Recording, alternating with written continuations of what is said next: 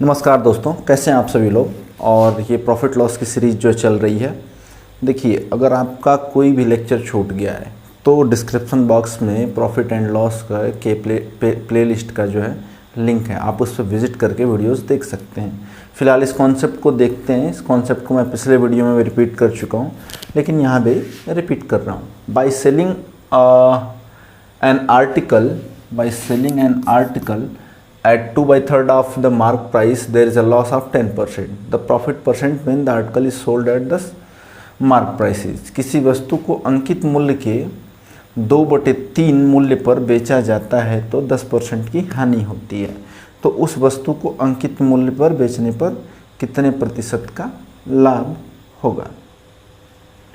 देखिए दोस्तों, अब दिया है कि 2/3 ना ऑफ मार्क प्राइस, यानी कि 2/3 मूल्य के बेचा जाता है। अंकित मूल्य के 2/3 पर बेचा जाता है, यानी कि आपका एसपी दिया है और मार्क प्राइस एमपी दिया है। ठीक है, एसपी कितना है 2 है और मार्क प्राइस कितना है 3 है। अंकित मूल्य कितना है 3 है और सेलिंग प्राइस कितना है 2 है। ये मैंने लिख लिया। फिर देखिए कहा जाता है कि 10% की हानि होती है। अगर ऐसा किया जाता है तो 10% की हानि होती है, यानी कि 1/10। अगर 10% को हम रेशियो में लिखें तो कितना लिख सकते हैं 1/10, यानी कि 10 का 10% कितना हो जाएगा 1 हो जाएगा। 10 का 10% कितना हो जाएगा 1 हो जाएगा। तो देखिए सीपी कितना निकल के आया 10, एसपी कितना निकल के आया 9, क्योंकि ये 1 जो है क्या है लॉस है, 10% का लॉस है। तो 1 क्या है लॉस है, तो सीपी निकल के आया 10 और एसपी निकल के आया 9। यहाँ पे मैं सीपी भी लिख लेता हूँ। सीपी निकल के आया दोस्तों 10 और एसपी निकल के आया 9। अब सोचने वाली बात है दोस्तों कि एक जब कैलकुलेशन मैंने किया तो एसपी निकल के आया 2 और दूसरी कैलकुलेशन में एसपी निकल के आ रहा है 9। जब एक कैलकुलेशन हुई तो एसपी और एमपी निकल के आया, मार्क प्राइस अंकित मूल्य निकल के आया 3, सेलिंग प्राइस निकल के आया 2। दूसरी कैलकुलेशन को जब हमने सॉल्व किया तो सेलिंग प्राइस निकल के आया 9 और कॉस्ट प्राइस निकल के आया 10। तो देखिए अब इसको बराबर करने के लिए इस सीपी, एमपी और एसपी को एक तल पे लाने के लिए हम क्या करेंगे कि इस वाले इक्वेशन में 2 का गुणा कर देंगे और इस वाले इक्वेशन में 9 का गुणा कर देंगे। तो देखिए जब इसमें 2 का गुणा कर देंगे तो ये हो जाएगा 20। ठीक है, जब इसमें 2 का गुणा करेंगे तो ये हो जाएगा 18। या इसमें 9 का गुणा करें या इसमें 2 का गुणा करें, बात एक ही है। ऊपर वाले में फिर यहाँ गुणा करेंगे 9 का तो ये हो जाएगा 27। अब ये एक तल पे आ चुके हैं दोस्तों, यानी कि जो निकल के आया है कॉस्ट प्राइस 20 निकल के आया, सेलिंग प्राइस 18 निकल के आया और मार्क प्राइस जो है 27 निकल के आया है। अब ये कह रहा है कि इसको मार्क प्राइस पे बेच दो तो प्रॉफिट परसेंटेज क्या होगा। देखिए भैया 20 रुपये उसका जो है क्रय मूल्य है और मार्क प्राइस कितना अंकित मूल्य है 27 रुपये। अगर 20 रुपये का सामान खरीदा और 27 में बेचा तो लाभ कितने का हुआ 7 का हुआ।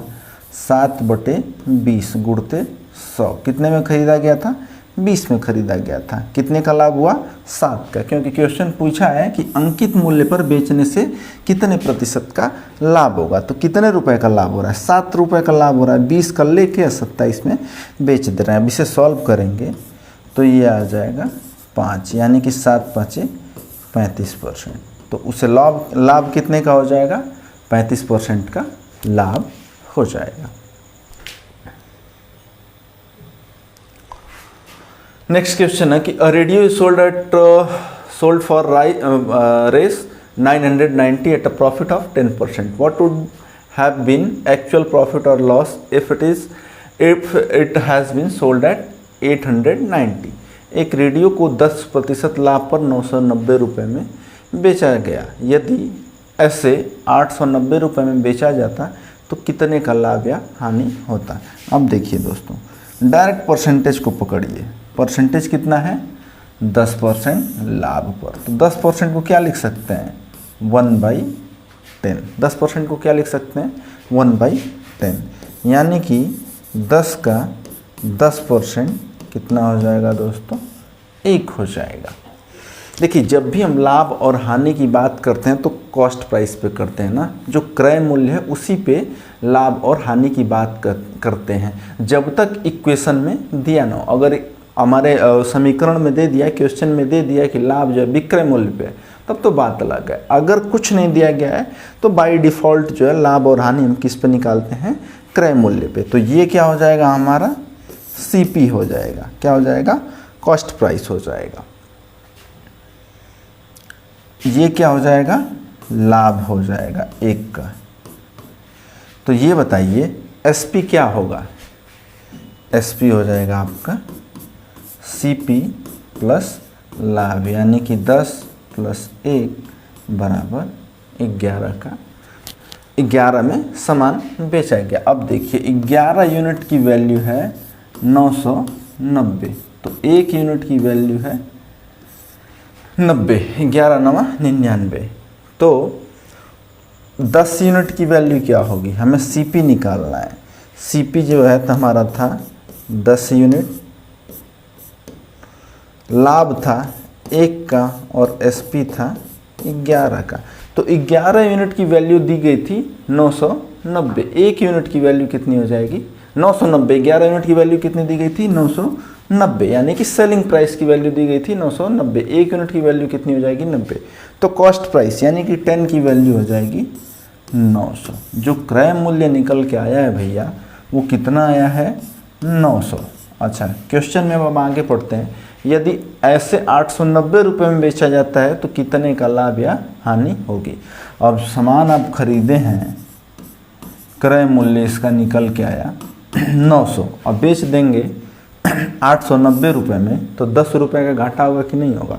यानी कि ऑप्शन A हमारा सही है। हमें जो है 10 रुपये का लॉस हो जाएगा दोस्तों।